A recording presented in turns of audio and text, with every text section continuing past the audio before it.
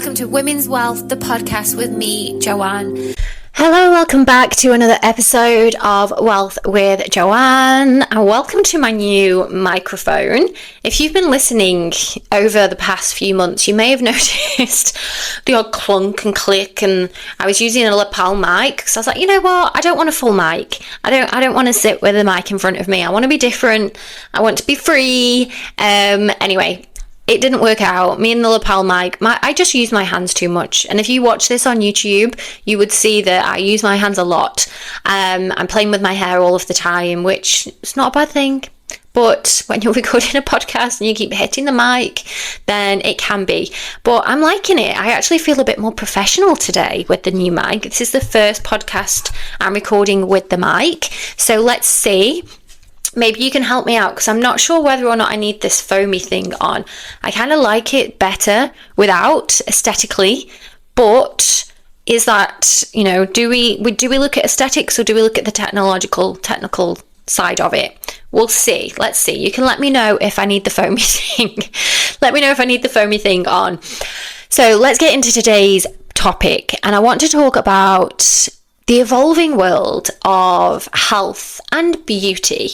And when I'm talking about beauty, not so much makeup, but more so skincare, because I'm not a big makeup fan, if I'm honest. I never have been, but I do think that might just be an example of how the beauty world, the beauty industry has changed from when I was growing up.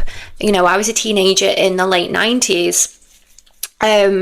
To now, and I was just thinking about when I first started using makeup and things, and I think I must have been about year 9, and we'd have the Heather Shimmer lipstick that would get passed around, and I think it might maybe a bit later actually, so it might have been my year 11 photograph that I put lipstick on, and my mum was like, have you got lipstick on here? Because I didn't have lipstick. And I had a clear mascara, I think maybe in year 11, but I didn't wear makeup for school. There was just one girl who did, who always got told to wipe it off. And no one really cared, to be honest. No one did. We used to go to, and I was talking about this the other day actually, we used to go to under 18s clubbing, so I would put makeup on then, and we used to draw these little Chinese symbols on our faces. Now I say Chinese symbols, it was meant to look like Chinese symbols. It wasn't, we just made it up. Obviously we didn't have any internet then to Google, so we just put like little lines and dots around our eyes, and I can't remember what else. Shimmer. We used to use a lot of shimmer, and when I look back at photos from the early 2000s, I used to love a white eyeliner and shimmer highlight just all up into the brow. But again, we didn't really talk about it. We weren't really into doing makeup. It was just because we were going out, and that's what we did. Not like today. Obviously, it's all over social media now. My niece does all of the makeup, the foundation, the contour, and she is 14. And when I was 14, I don't have a clue now with some of the stuff. I'll put a bit of contour on because I asked the girl in Sephora how to do it. Put a bit of blusher on today, a bit of eyeliner, but nothing crazy. Nothing detailed. Anyway, so that's my history. One more story, actually. I do remember the first time I was introduced to fake tan. My friend bought it to school. I think her nan had given it to her, or she'd taken it from her nan, and we had no idea, and it was thick brown, and we just rubbed it on, and I remember I had a brown mark on my arm. My mum was like, what is that? She thought I had a big bruise on my arm, and was trying to, saying you need to scrub that off, and scrubbing with the brown pearls soap that gives me PTSD from being scrubbed in the bath. The smell of that medicated soap and Vosine shampoo takes me back to my childhood. Anyway, and that was about it. We didn't really understand it. We didn't really look into it. But I would say that in my mid-20s, I started to have an interest in the creams I was putting on my face. And it all stemmed from, I think, because I burnt my face really badly when I went on holiday with my friends, and I had blisters on my face. Like, I was like two-faced. Half of my face was fully blistered.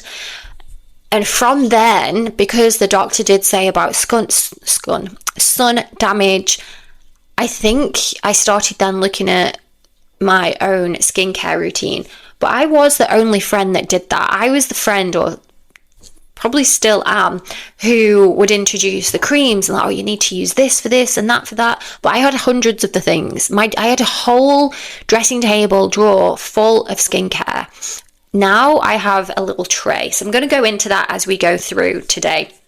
So the cultural shifts, the technological shifts, I've had a lot of because of the sun damage, I've done a lot of treatments as well, and they're changing over the years. I remember when I had microneedling maybe 10 years ago for the very first time, and I'd saved up for it so I could have a couple of sessions, and it was brand new. No one had heard of it, and I remember my face was bright red, and my friends were like, oh my god, what have you done to your face? And I didn't really fully understand it. Now microneedling, you can get microneedling kits and do it at home. I do think to fully understand skincare, we do need to go back and have a look at the history to maybe see how far we've come and then where to next. And that's what I want to chat about as well today.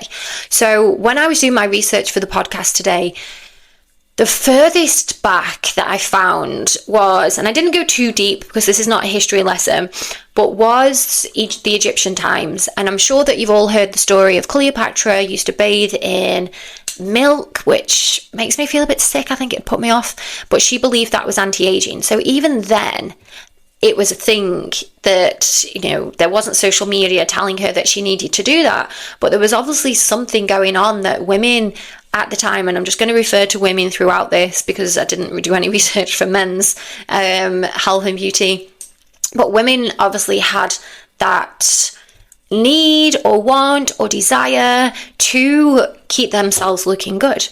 And I also read that it was back in the Egyptians, when we see the pictures of Egyptians and they have the black eyes, that was more, yes, it was aesthetics, but that was also to stop the dust from going in their eyes. And they used to use charcoal, which is dust. So I don't know if that would, And then if we fast forward to maybe the 1700s, 1800s, the women wanted to be pale, and they used to put lead face creams on their faces, and obviously they were so pale because it was making them sick. And I haven't put in my notes here, one of the queens, apparently this is why she died, because it was a sign of notoriety. It was a sign of affluence. The paler you are, the better you are. So obviously she was the queen, and she was putting all of this lead laden facial cream on her, and it was the thing that killed her. Actually, I'm just going to double check that just so I can give you the full story. I didn't put her in my notes, so I just double checked that for you. It was Elizabeth I. It's thought that her death may have been caused by chronic lead poisoning and the combined use of other dangerous chemicals present in her cosmetics, such as mercury and arsenic. Ceruse was also blamed for the death of an 18th century London socialite, Maria Coventry, Countess of Coventry, in 1960. So we have that. Now, I know that sounds really shocking, but some of the products that we've been lathering onto our faces even today have got dire consequences, and I will be going into that shortly. So we've got, that's the 1900s, the 1700s. Then fast forward a little bit more to the 1900s, where they pulled back a little bit on this, and they were using more basic things. They would make their own products. They would use cold creams, and it was more about function over form. So it wasn't that they wanted to look a certain way, and that's why they would use the creams. It was, they had dry skin, so they would put a certain cream on, or they burnt their skin, so it would be that. And it was more of a medicinal reason, not for aesthetics.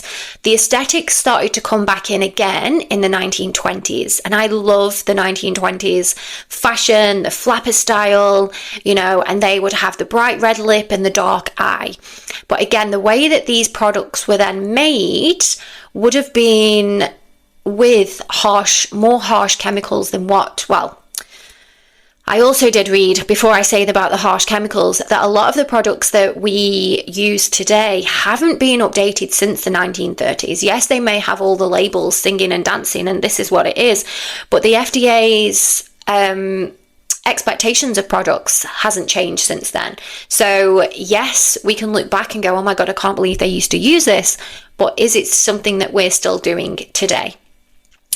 Mid 20th century was all Hollywood glam. So as we can see over the years, women wearing makeup and their beauty routines has gone from functional use to everyday use.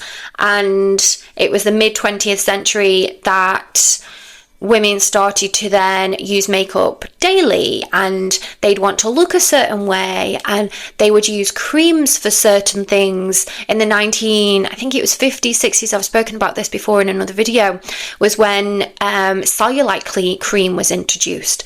And suddenly over the years, then we were told like, oh, you've got this, you need this. You're aging, you need this. You have dark spots, you need this.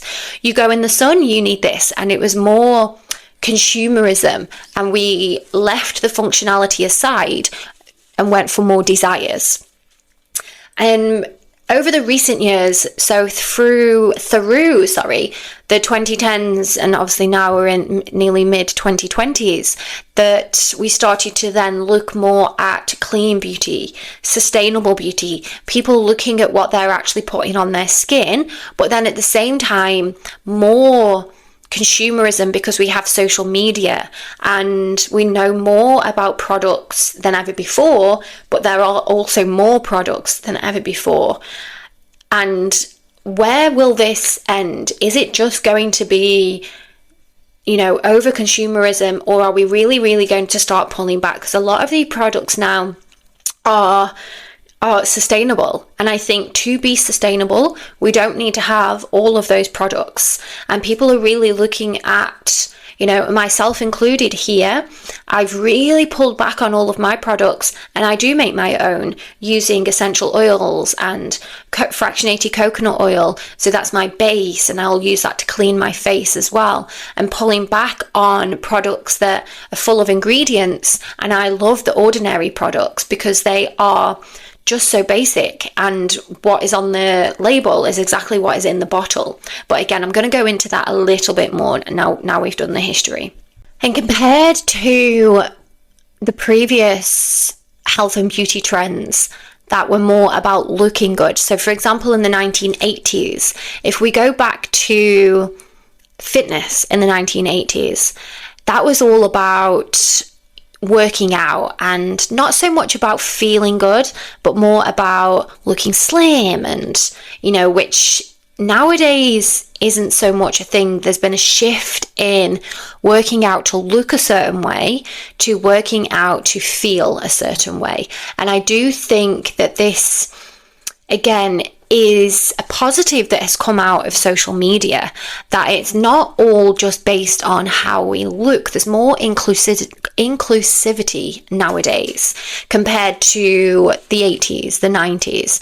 So when I was growing up, models would all look a certain way. They were all very slim, and I've spoken about this before, but if someone asked you that, does my bum look big in this, the answer would need to be no. But now I think it's any size. People want their bums to look big. We're going to the gym now squatting, but not just to get that big juicy bum. Well, some of you might, but I know when I go to the gym, I know aesthetically I'm never going to have a big juicy bum. Like, I've come to terms with that. That's not the way that I'm built. But when I'm doing squats, I'm thinking about my hips. I'm thinking about the strength that I'm getting here.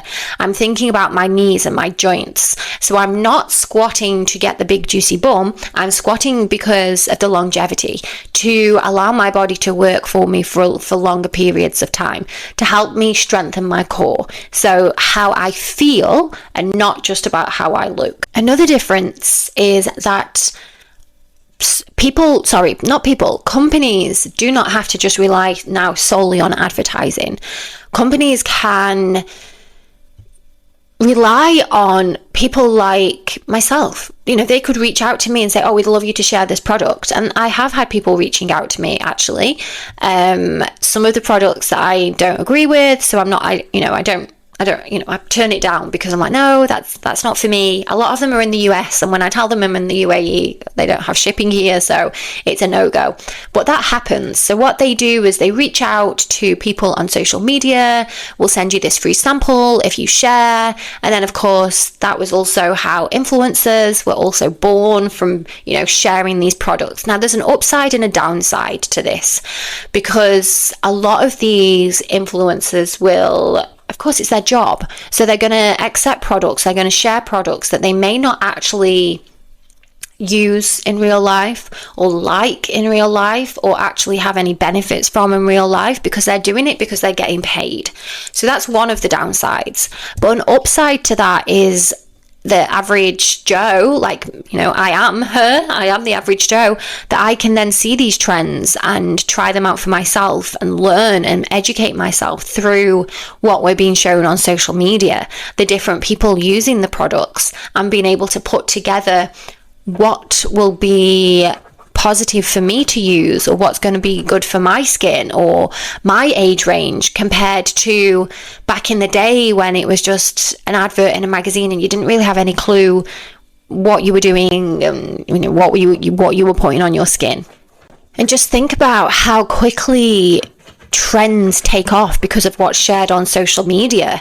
Contouring, I'm guessing, has been used for years and years and years within models and the film industry, and all it took was a few people sharing how to contour on social media, and everyone is doing it. And just staying with social media and technology just for a little bit longer, that, think about other trends like this clean girl beauty that has taken off recently. You've got the likes of Hailey Bieber, who wears very minimalistic, looks like she's wearing very, very minimalistic makeup. And then you have the beauty influencers that then copy and share, and Korean beauty is a very big thing nowadays, that people want to have this flawless skin.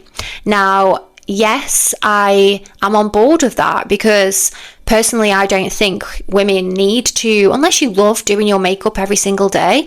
But I love to see the natural. I love when, girls on social media just have their natural skin out, their natural eyes, because I think the downside of this is, this has all come from filters. So, gone are the days when the filter we use was just the dog ears and the dog tongue on Snapchat. You can now literally change everything on your face with a click of a button.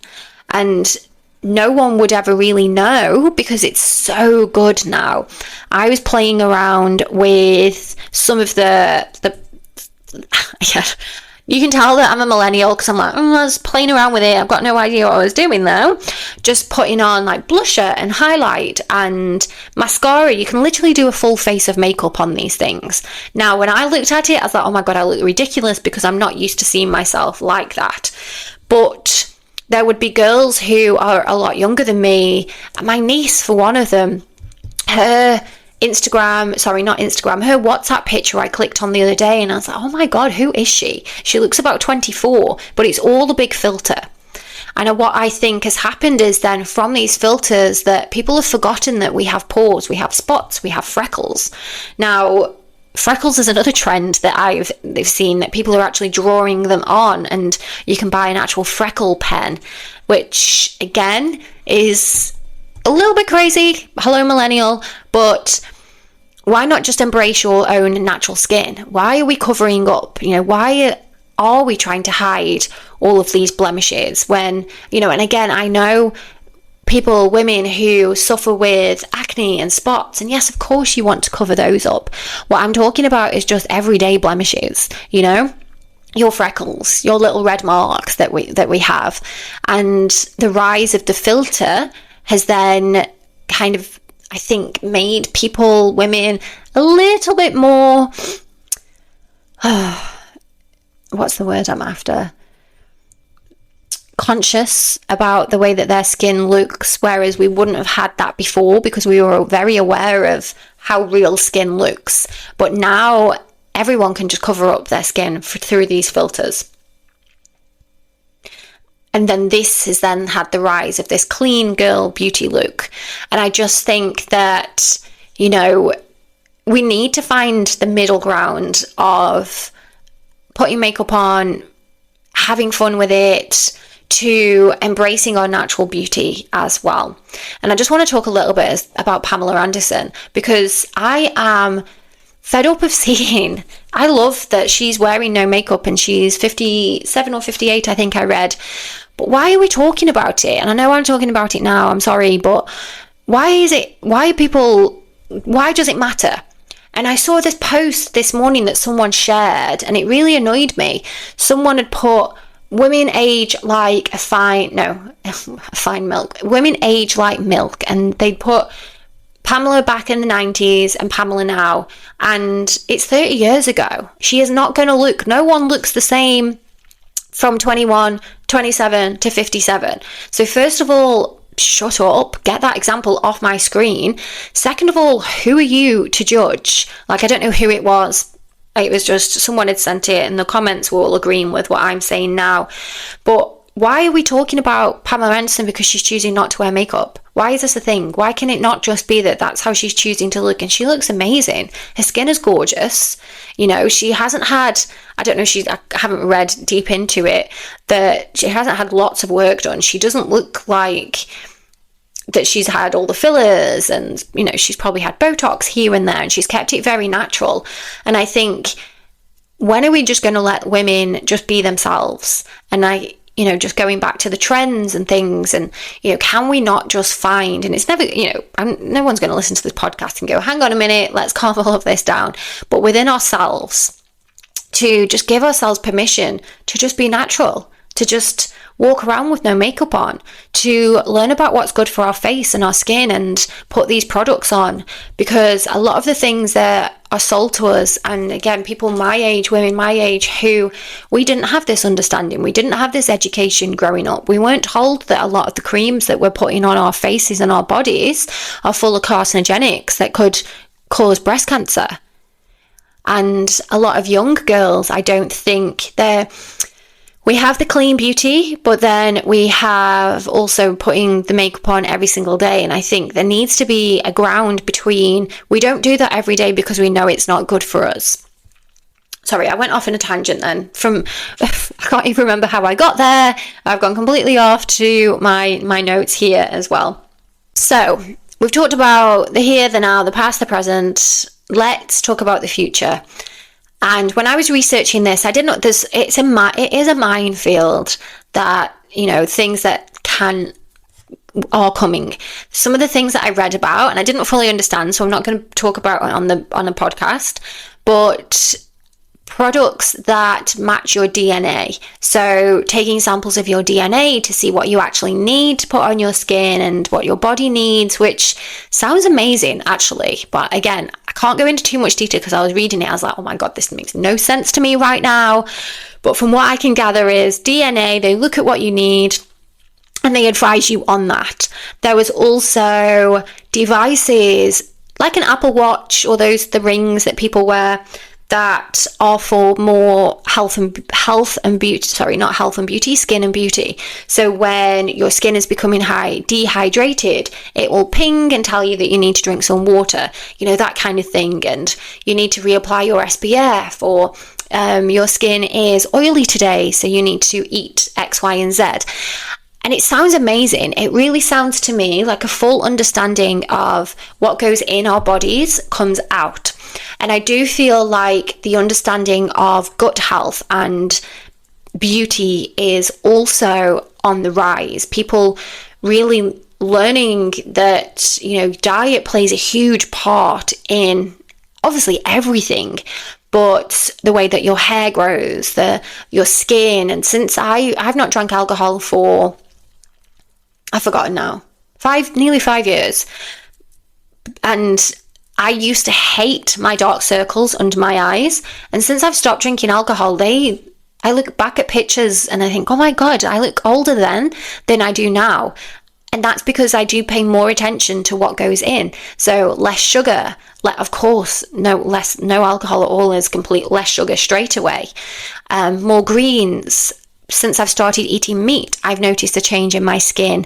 I'm not as kale, since I've been getting more vitamin D also as well. So these things are coming. They are going to teach us what we actually need and what we can let go. We've seen the rise of people having collagen shots and mushrooms and turning more to natural products and Ayurvedic products and learning about their doshas and what they need in that sense. And for me, making my own products, so looking at the list of like, what do I want to work on? Anti-aging, dark spots, fine lines, wrinkles, early signs of aging, having this list of collagen, and then matching that to essential oils, and then creating my own serums, so I know exactly what I'm putting on my skin, so what is going in my body. And this then goes the same for treatments. So instead of all the injectables, people are starting to step away from them now, knowing that too much filler can give you a pillow face, and filler doesn't completely disappear. It can just migrate throughout your face. So instead of opting for fillers and Botox, people are opting for treatments such as, I've already mentioned, microneedling, treatments that it's still injectables, but they enhance the collagen in your skin. So skin boosters, I see a lot of those. I read about them.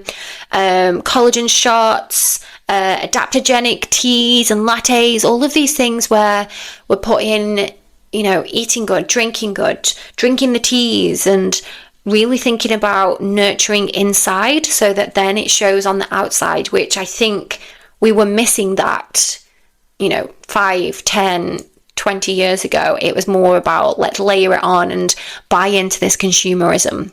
And again, you might argue that is still then consumerism, but I do think looking at the more natural products, the planet Earth gives us everything that we need.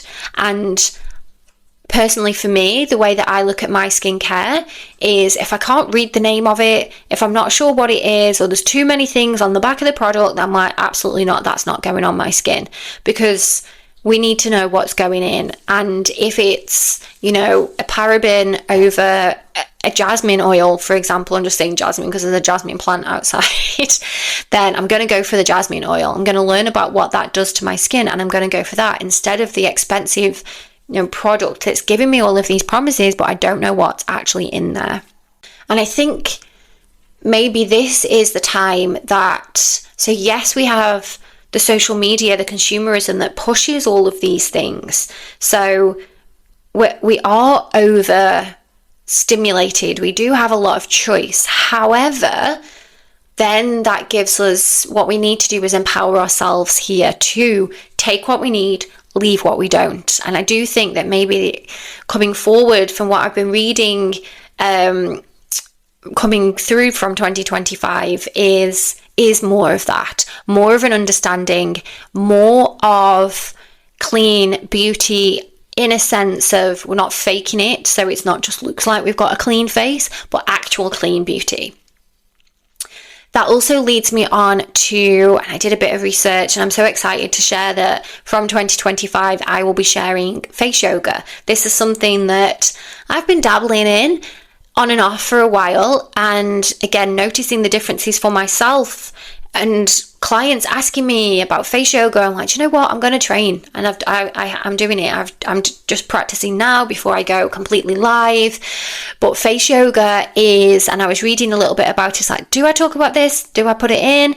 But this is set to become one of the wellness, the routines in 2025, because like I've said, people are stepping away from the needle or looking to use the needle a little bit less. And face yoga, it's non-invasive, it tones, it boosts circulation, but you also have the mental health benefits as well because it's relaxing. So when I'm going to try and put it together with yoga, so releasing the stress through shoulders, because a lot of the way that our face looks comes from clenching the jaw and hunching and having all of this stress that we're carrying with us and poor posture. And once we learn how to release that, Everyone talks about this, the chin. Now, if your posture is poor, of course you're not going to have, what is it, mewing, the trend? Of course, that's not going to be there naturally if your shoulders are hunched and you're pulling your neck in. So through face yoga, you're able to open this up. And I actually wrote down here in my notes that over the last 2 years, there's been a 70% increase in searches for face yoga. So again, if you're listening to this and you're looking for more natural ways, and it's actually really enjoyable, 10 minutes a day, a little bit of face, self-care, shut the bathroom door, but put on the face yoga video, and there you have it. And at the same time, it's lymphatic drainage, it's helped my sinuses, stopping blocked noses. So it's not just about the aesthetics. You have all of these other benefits, which again, I think is a really big thing that's going to come in 2025. It's not just about the way that you look, it's a lot about the way that it makes you feel as well. And just going back to mental health there, when I was doing my research, I think a lot of people are also learning about self-care. And, we have so many, again, stepping away from the needle, we have these LED masks and people going to take 20 minutes, mood enhancing light, blue lights, and really treating themselves. Again, not just because of the way that it looks, but also because of the way that it makes them feel as a whole. And what's clear from my research and just chatting about it out loud today is that health and beauty really go together. So I know at the very beginning I started by separating it, and when I talk about beauty, it's not so much makeup, and because that's my era, that you would have beauty was all makeup, you'd have your makeup artists, and I really do think that we're shifting to learning that it is all together. Health and beauty is a thing, because what goes on our skin is going in our bodies. So we need to really look at that. So yes, we look at what, you might be on a diet. You might be trying to balance your hormones out through what you're eating, but are you looking at what you're putting on your skin? And again, I think this is a door that's opened now. We know that lathering on creams and creams and creams and creams that are full of endocrine disruptors are going to have an effect on our overall health. So again, it's not just about, is that cream getting rid of cellulite, but is that cream also spiking your estrogen, and then you're having heavy period? And I know I've said a lot today, I've gone off on a few tangents, but I would end with my advice just being, you need to find what's good for you. You need to find your own routines, your own rituals, your own self-care, learning about what your body needs, what feels good for you. You can go down a huge rabbit hole with this, but every single person is different. And when I'm mentoring women, I'll really help them to drown out the noise. And we need to focus on what you need, because yes, Karen next door is using this face cream and she's okay with it, but that's not going to work for you. You're trying to balance out your hormones, and when we look at that cream that she's using, it's not natural. It's not going to help you to balance out. We need to pull back on all of these products you're putting into your skin and find other ones that are going to work for you. So drowning out the noise, just focusing on you. And that is the ultimate act of self-care and self-love, giving yourself that your focus. I felt like I said yourself quite a few times then. And that's it for today. Let me know what you think of the things that might be coming up, the DNA, the wearables, and how do you feel navigating through life? And I'm guessing, most people listening to this, you might be millennial, and it is a minefield compared to, the heather shimmer that we all used to just share and pass around when we were going into the under 18s. It's come so far, and we have spent a block of our lives just putting all the things on and trying all of the things, and now it's like, oh my god, that's bad for me, can't use that anymore, that's no good. So how do you feel navigating? Please let me know, and I'll see you all in the next episode.